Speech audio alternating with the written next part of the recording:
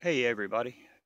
Um, right off the bat, I want to say a big thank you to Mazak Man for the little package it was sent.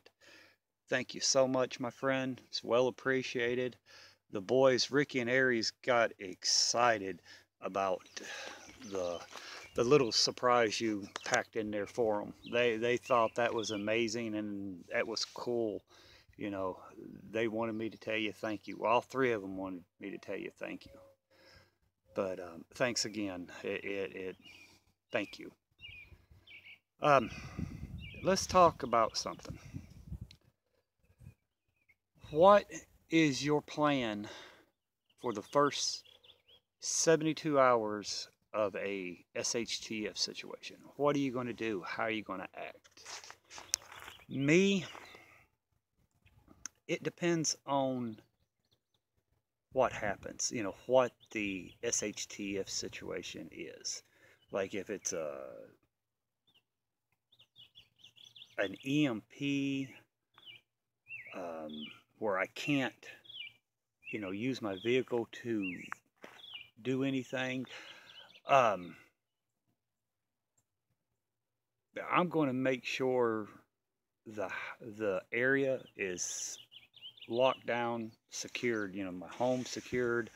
Then I'm gonna go out and basically set up my booby traps. To keep people away from my area. This area isn't the best to defend because of the wide open fields and stuff like that. But I can do a pretty good job because I'm always scouting where I think people may try to come in at. And if they do, they're going to get big surprises. Um, Now, if it was something like I had to bug out, it was a nuclear attack, um, you know, invasion force or something like that, where I had to get my family out of here and to a safer area. We have a couple of bug out locations up in the mountains, which is about an hour and a half, away. I would, first thing right off the bat, if I was able to use my vehicle, my truck, it would be packed. It would be, I would I would pack that first and foremost. Um, then I would kind of move it around behind the trailer or something like that to keep it out of sight. Um, I would definitely watch, the fake news because they're going to have to report on it. So we might be able to get some real news, but I don't know. But I would follow news sources to find out what is going on. I would try to talk to people. And when I did talk to people, I would be, I would act like, oh no, what are we going to do? How are we going to make it? The food. I wouldn't let on I had food. Um, I would definitely act like I'm one of these sheep that don't know anything or do anything, how to do anything. Um, and if say the Red Cross or FEMA or something like that set up giving out food and giving out water or giving out blankets, I will definitely be there in line getting my share and bringing it home to my family. Because number one, that's extra preps. Number two, that's showing people I don't have anything, so I'm there getting what I can get.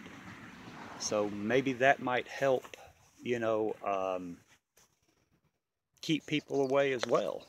I would not go to a FEMA camp with my family. There's no way in hell that would happen.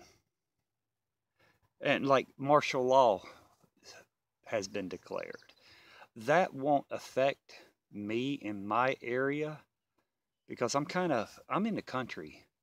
So, but like people in these big cities like Knoxville around here, maybe even Maryville, You know, Lenore City, where the power, where the dam is that generates the power around here, you know, they might be martial law in effect in those areas. But if I even suspected martial law coming to my area, we would be gone. We would head to our bug out location.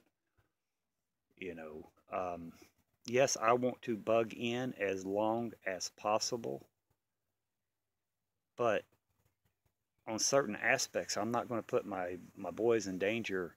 I will bug my butt out because I have enough supplies, I have enough skills, I have enough to, if we have to hit the mountains, you know, we are going to stay fed, we are going to stay hydrated, we are going to stay warm, you know, we will make it because I'm just not going out there with a backpack full of gear. I'm going out there with a truck full of gear. So me and the boys will make it. No if and problems about that.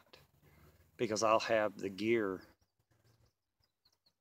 to help them make it. You know, the medical gear, the medicine if they get sick or something like that. But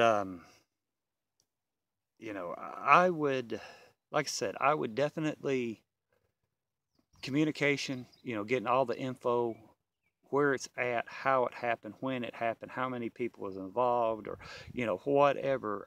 The intel, that would be one, that would be on the top. Getting my truck ready, if it's usable, to go if I had to bug out.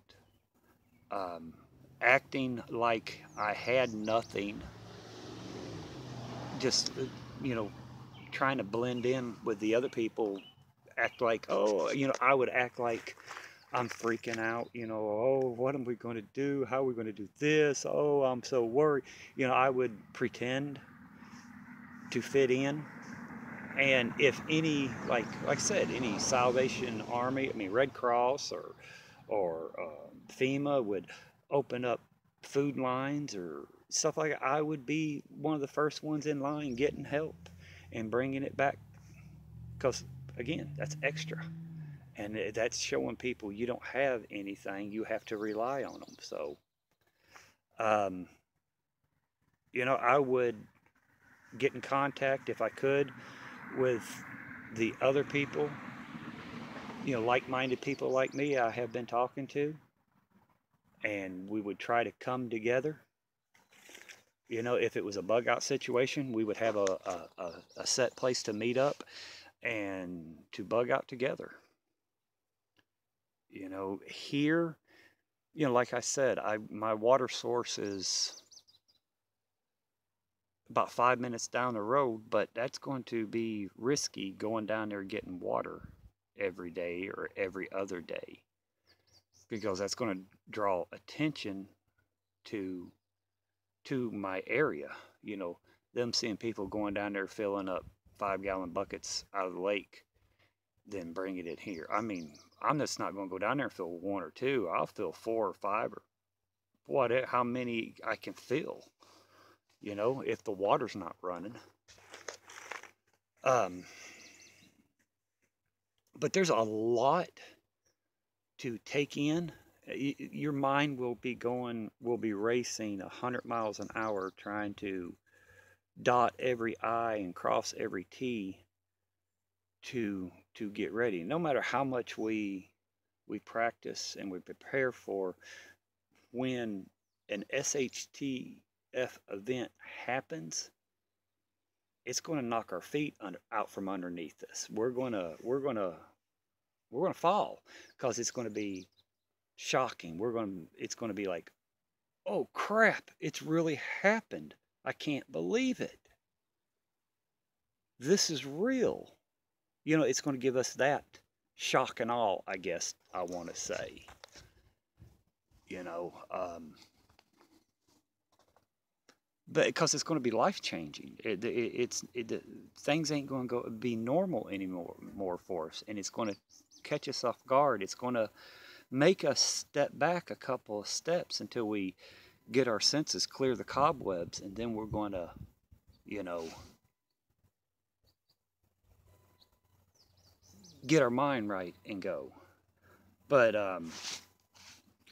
you know, 72 hours after a SHTF situation, then things start getting dangerous, you know, around here, you know. In big cities, it's going to, right off the bat, it's going to be dangerous. But around this area, you know, I say after 72 hours, you know, because most of the stores are going to be emptied. They're not going to have anything, and people are going to be, that's when the crazies come out, I would say. And if I had to stay in this area, my area, they would be, I would have it set with booby traps, you know, that to keep people away from my area. This road right out here, it would most likely be blocked by other people, you know, as well in the neighborhood, not letting them come into our area. You know, we would have a, you know, but like I said, I'm really not happy with this area I'm in for two reasons. It's opened, and the water source is so far away. Now, my bug out area, you know, I know two caves that has a fresh water source in them. There's a mountain stream, a deep mountain stream, full of fish, you know, there. And it's a ways back. So there's not too many people who know about it. But like I said, that's my last choice, and that just depends on a lot of things. You know, economic collapse, I wouldn't bug out. You know, EMP, I would be stuck here because my vehicles wouldn't make it, and I don't think I would try to get me and the boys, to the bug out location, because it would take us probably 2 or 3 days to get there on foot and pull in our supplies, and that's putting a target on me. There's just a lot of things to consider and to think about, you know. But what would you guys do in the first 72 hours of a SHTF situation? How would you act? Have you thought about what you're going to do and how you're going to do it? And have you thought about the being knocked off your feet from it actually, the event actually occurring? Because we're talking about it, we're preparing for it, and right now it's just, it's like a fantasy. It's not happened. We talk about it, but when it happens, it's going to be a reality. It's going to be real. It's going to be in our face. It's going to take a big dump on us. That's going to catch a lot of people off guard. You know, they think they're prepared for it, but in all actuality, when it really happens, we're going to be knocked backwards. And I'm included, because I've never been through an SHTF situation before. So it's going to, for me, I know the world is done a complete 360, and things just went from, it's going to get bad. But my top priority will be to protect my boys. Make sure they're safe, they're fed, they're hydrated, they're clothed, they're warm, they're sheltered. You know? And when I start setting booby traps out, people come around, I feel for them. You know, it's not going to be a fun day for them. Especially if they try to come around in vehicles and stuff like that. There are going to be a lot of burning vehicles around here. And it's going to sound like 4th of July going off with all the booms.